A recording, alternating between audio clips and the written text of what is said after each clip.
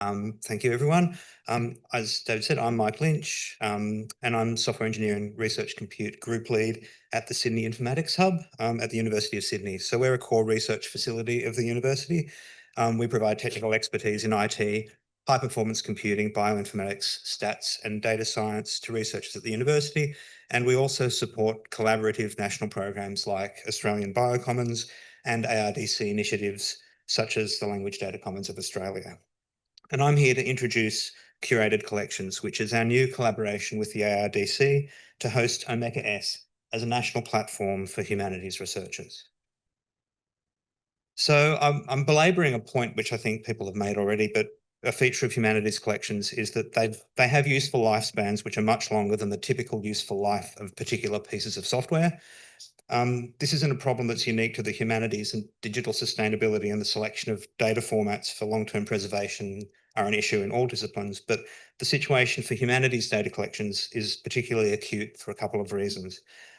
Technical efforts for digital humanities are often a bit fragmented. They've been driven by small teams or individuals. The technical platforms that we use are often not as well maintained or as secure as we would like them to be. And these collections, in addition to having long lives, often spanning careers, they're very granular, and the data schemata for them evolve over time in ways which mainstream IT organisations don't necessarily handle very well. I think we're at a watershed moment now where the first generation of web-based platforms for the digital humanities are reaching the ends of their useful life. And that leaves us with the problem of collections, which are held hostage by platforms which your IT department doesn't want to support. We had people mentioning that problem in the previous panel, or which the skills to maintain are disappearing.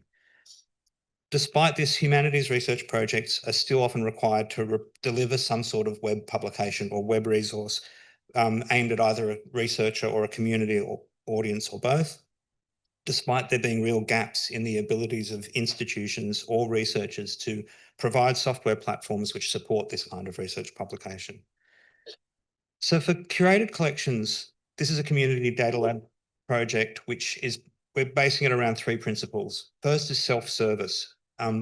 We want researchers to be able to create and publish their collections on the web without requiring the assistance of a specialist technical team or deep technical expertise themselves. The second one, despite that self-service approach, we don't simply want to stand up a platform and then wait for researchers to use it, because those of us who've been in the game long enough know that build it and they will come approach often doesn't work. As part of this project at SAH, we'll be devoting a full-time role for platform support, but also for engagement and training development. And we want to provide a community of practice as well as a technical solution. In the other domains that my team work in, like bioinformatics or high-performance computing, we don't expect researchers to go it alone and develop their skills themselves. We provide training and support for researchers who are working with this digital infrastructure, and we should be taking the same approach with digital humanities. The third principle is one of sustainability. As I've said, given that collections have a longer lifespan than any particular software platform, we need to plan for that. We need to assume that the solution we're taking today will not be the perfect solution in 10 years or 20 years' time, and build a pathway to preservation-ready, file-based versions of the collections into the project from the start. And this project, as I said, it's a collaboration with the ARDC, Sydney Informatics Hub, and the Faculty of Arts and Social Sciences at the university, and Systemic Solutions, who are an independent consultancy who are specialists in digital humanities and migrating digital humanities collections. So this is a view of one of the active University of Sydney projects, which Systemic are currently in the process of migrating out of HURIST, our legacy digital humanities platform, into Omeka S. This is part of Transforming the East. It researches Jesuit readings of the Chinese classics and their dissemination in early modern and Enlightenment Europe. So we're talking the 16th to the 18th centuries. We're zooming in on one small part of the collection on a book called Los Cuatros Libros, which was one of the first translations into a European language of the Confucianist Chinese classics known as the Four Books by Michele Ruggieri. And the visualization on the left is from the project's current WordPress site. It shows you the translation and it has links to the 3 source works. I've tried to find out why Los Cuatros Libros only has 3 out of the 4 Chinese classics. I haven't been able to find out this. I'm an IT person rather than a historian. I thought maybe Ruggieri's grant ran out before he finished. But this is only one example from the collection, which focuses on texts, documents, people and their interrelationships. So here we have original texts in Chinese. We have an act of translation taking place at a particular place and a time into a particular language, in this case Spanish, and the outcome of that is yet another text. And these texts are also artifacts in their own right. And we can see that the collection shows the locations of the manuscripts, that one of them is in the National Taiwan University Library and the other one is in a monastic library in Spain. So the same abstract concept of entities and their relationships can be applied to many other humanities collections. And the entities might be archaeological artifacts, architectural sites, works of art, performances, people, their locations, their birthplaces, and so on. So there's a range of other collections which Systemic are currently migrating to the new platform for the first release. So they range from collections like Expert Nation. Expert Nation's a biographical data set which traces the careers of university graduates in Australia through their military service and roles in government and academia. This also happens to be one of the first humanities data sets which I worked on when I was in the e-research team here at UTS, on a very early version of the file-based format, which will be part of our sustainability strategy, which is Arrowcrate. So it's kind of nice to see it again. Opening the Multilingual Archive of Australia is a collection of archival documents about Australian history in languages other than English. Community Organising in Australian Education Policy is a collection of posters, leaflets, newspaper articles and other material which documents grassroots education and activism in the 70s, 80s and 90s. Like opening the Multilingual Archive of Australia and many of these collections, in community organising, the works themselves are housed in state library archives or in Trove, and the collection itself in the database is a network of these documents that then have links out to the original documents in other systems. So that's a pattern that's quite common with these collections. In addition to these historical collections, there are several collections that overlap into the creative arts. So Captivity and Creativity is an exploration of artistic works created by Italian prisoners of war. And the Virtual Museum of Balinese Painting is a career-spanning archive which links artists, places and artworks from the island of Bali. In our work in the first phase of this project, we're also onboarding some new collections of creative works into the first release. So Dashiell Moore is a researcher at the University of Sydney. His work on the Carceral Archipelago is exploring literature produced in sites of incarceration in Australia and the Pacific. And Catherine Ingram at the Sydney Conservatorium of Music is conducting an ethnographic study of musical performances from the South Sudanese diaspora in Australia. So her research is an interesting case where the collection has a strong audio-visual component. So it has recordings, both audio and visual, of these performances. The technical solution which we're standing up for this project is Omeka S. It's a fairly mature web app. The Omeka S version came out in 2017. It's designed for building collections like the ones I've just described, and then for publishing part or all of them as public-facing websites or web exhibits. Its first incarnation, Omeka Classic, is even older, and it was really designed for single collections. The principal features which we get with Omeka S are it's got a more modern software architecture. More importantly, it enables us to host many different projects in a single instance of the server. And it has really good metadata support following linked open data standards. We're going to be deploying Omeka S as a national service on Nectar using federated access. And this service will be available to Australian researchers on a merit-based system, which is similar to what applies on Nectar itself. So Nectar is the ARDC's national compute infrastructure, and you can get an allocation on Nectar basically by nominating that you've got a funded project. So we'll be having a similar process for access to this. As I said, Omeka S isn't particularly new, but it does give us an established user interface. Even in the age of vibe coding, I think developing good user interfaces is one of the most expensive and risky parts of software development. And I'm quite happy that we've got something and we're not trying to build one by ourselves. Omeka S is already relatively familiar to a lot of researchers in the digital humanities, and it was expressly designed to support building collections of entities as linked data and then publishing them as web exhibits. Last year at the University of Sydney, we ran an internally funded project to gather requirements from humanities researchers, looking at Islandora, NodeGoat, and Omeka S as the 3 candidate platforms. And this was, we ran a whole bunch of workshops. We then evaluated them on their technical merits, on their support for good metadata. And out of that, Omeka S came out as the clear frontrunner. So I've mentioned metadata, and it's one of the factors that put Omeka S ahead of the others. Just to return to the example from Transforming the East, if you're describing the language of a document, you can have the user type Spanish into a free text field, but a bit more rigorous thing to do is to provide some kind of controlled vocabulary for characterizing languages, which has had some linguistic thought put into it. So things like glottolog or Auslang for Australian Indigenous languages. This can also allow you to get much more precise than just saying Spanish. You can say Spanish from a certain region, or Spanish from Latin America, Spanish from Europe, or Spanish from a particular period of time. From an end user point of view, hopefully we can present this as a lookup or autocomplete, but behind the scenes, we'll have a metadata record which follows these linked open data principles. So the language term has a URL which refers back to the vocabulary.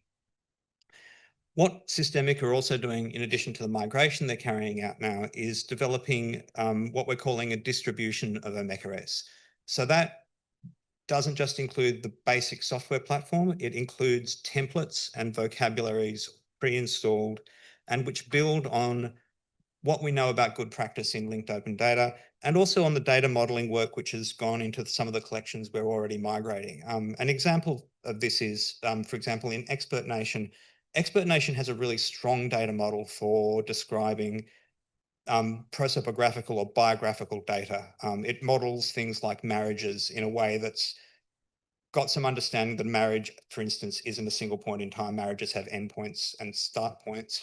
And we can take the data modeling in these collections and try to embody them in this new distribution. This means that when we release the platform to researchers, it will come preloaded with templates which are ready to use and that describe the sorts of entities which are often encountered by humanities researchers, so people, places, documents, and artifacts. But it will still have the flexibility to allow these to be extended for individual projects where there's a requirement for more specialised vocabularies, where metadata arises in the course of the research, and where a researcher might want to create their own vocabulary arising out of their research. Once we've got collections with this rich metadata in the system, Omeka S is then able to make it available as part of a published collection so that it can be harvested by aggregators and search engines. And in the 3rd year of the project, we'll be developing an automated export of collections in the platform to RO crates. RO crates, I've mentioned them before, they're a file-based metadata standard for describing research collections which follow linked open data principles.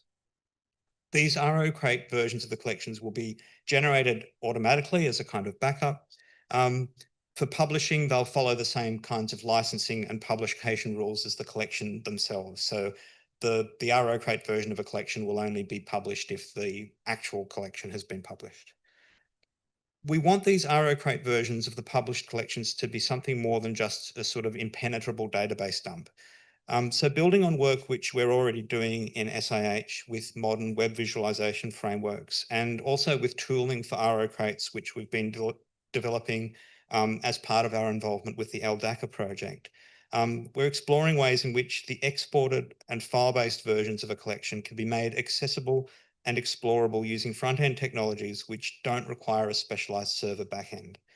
What this means is that a version of the collection which has user-friendly affordances like a searchable index can be made available that's independent of Omeka S. These sort of accessible archives can be stored on relatively low-cost web hosting, or they can be put into an institutional or discipline-specific repository, and they provide a way for collections to remain useful and available for the long term. There are also modules now in Omeka S itself, which if you've got a collection and it's been turned into an online exhibit, a website, it allows you to snapshot that exhibit and capture it and archive it. And it looks exactly the same as the online exhibit did when it was published. It's just no longer able to be updated from a live backend. This provides us with another tool in which we can try to keep these collections sustainable. The idea is that Omeka S is used as the tool for actively building and maintaining these collections, but the accessible file-based archive means that we don't need to keep an Omeka S running to keep a collection useful and available. From a sustainability perspective, this means that we can retire the Omeka S versions of collections which are no longer being modified, but still have them available on the web. It will also be a two-way process, so it will be possible to bring an archived collection back into Omeka S if it needs to return to an active collecting mode. These archived versions of the collections can't be completely free of software dependencies, but they have a much lighter requirements than Omeka S itself. And they provide us with a migration strategy for the time when Omeka S will be replaced by newer platforms. They'll also allow researchers to move their collections and take ownership of their collections or take them into other repositories. So I'm going to move out of technical solution mode for a moment, although that's kind of my happy place, and talk a bit about the process of community engagement, which we want to be a part of this project. Thanks to the ARDC, we have already started conversations with the custodians of collections at the ANU and the University of Melbourne, which we're hoping to migrate into the platform in its later stages. And one thing that's come out really clearly in those discussions is that these collections are maintained by community volunteers as well as by academic researchers. And this is also true of several of the University of Sydney collections, which I've mentioned, like Expert Nation.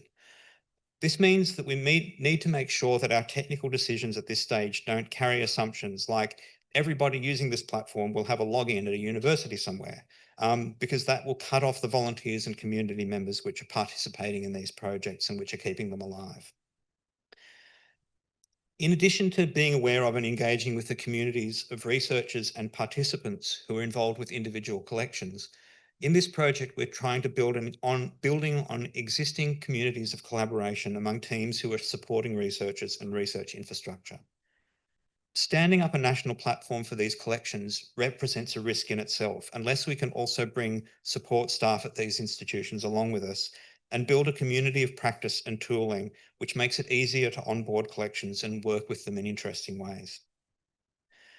We're also coordinating with other projects in the HASS and Indigenous Community Data Lab, like the Enhanced Analytics Project, which is being led by the Melbourne Data Analytics Platform. So one aspect of their project is providing ways to do interesting analytics and data exploration on RO crates. So we want the RO crates, which we'll be producing as part of curated collections, to work with their sorts of analytical software. And this means that the project isn't just about preserving collections, but about allowing researchers to work with them in new and interesting ways. So these are the two collections which I mentioned earlier, which we're planning on onboarding in the later stages of the project. We've got the Women's Register, which is a biographical database supported by the Australian Women's Archives Program. And that's been migrated from ORM, which is another first-generation digital humanities platform at the University of Melbourne. It's not currently in ORM, it's been migrated to WordPress, but it's running on a WordPress site that is at risk, and so it needs to find a permanent home. And To Be Continued is a database of Australian fiction published in serial form in newspapers and magazines from the 19th and early 20th century. This was at a time when this represented the main way in which Australian fiction was published and consumed. This is another collection where the primary sources are in Trove, and the work of the curating database has been carried out both by researchers in the academy and by community volunteers. So I'm going to finish with the project timeline and where we're going from here. So Systemic, as I said, have been developing the first release of the Omeka S distribution and working on migrating the current University of collections from Hurist. We're on track to have this go live in December. Next year, we'll be hiring a full-time staff member at the Sydney Informatics Hub to develop hands-on training for the humanities research community. And the materials which we develop as part of this will be made available for other institutions. We'll also be continuing work on a gap analysis, which is already underway, where the standard Omeka S plugins for particularly for maps, for network graph visualizations and image annotation, need some development work to allow them to represent properly the existing collections that we're migrating, and also to meet requirements which we identified in our earlier engagement work. We'll also be getting this in front of researchers and getting their feedback from it, and we're anticipating taking that feedback into the iterative development we'll be carrying out in 2026. We're aiming for a second release in 2026. We've already got in touch with the team who maintain Omeka S about aligning our releases with their roadmap, because one thing I'm really clear about with this project is we're going to treat it like a platform that we're maintaining and keeping up to date, and getting really good at running that migration process without having people be worried that their collections are going to be altered or shifted. That's a really critical part of the project for me. One of the challenges which we face is keeping the platform up to date for security and reliability, without affecting the data integrity of the collections stored in it. And Systemic have already begun working in collaboration with SAH on how we negotiate this with the design of our standard distribution. The idea is that we want upgrades and data migrations to become something routine, but which preserves the curatorial integrity of the collections. In 2027 and 2028, we'll be onboarding more collections and developing the active archive solution based on RO crates. I've provided a link at the end of these slides to a website which we're using to coordinate the project in its early stages. This has links to our project Slack, and it has ways to contact us if you have collections or research use cases which you think would suit curated collections. So thank you. And are there any questions? We have about 4 minutes or so for some questions, so keep them snappy, but we'd love to hear some detailed questions or just things you'd like to know.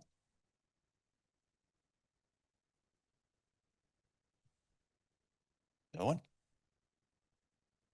I'll ask a question if you don't. Thanks, Mike. Fascinating. I'm not quite clear, or maybe it's not meant to be clear.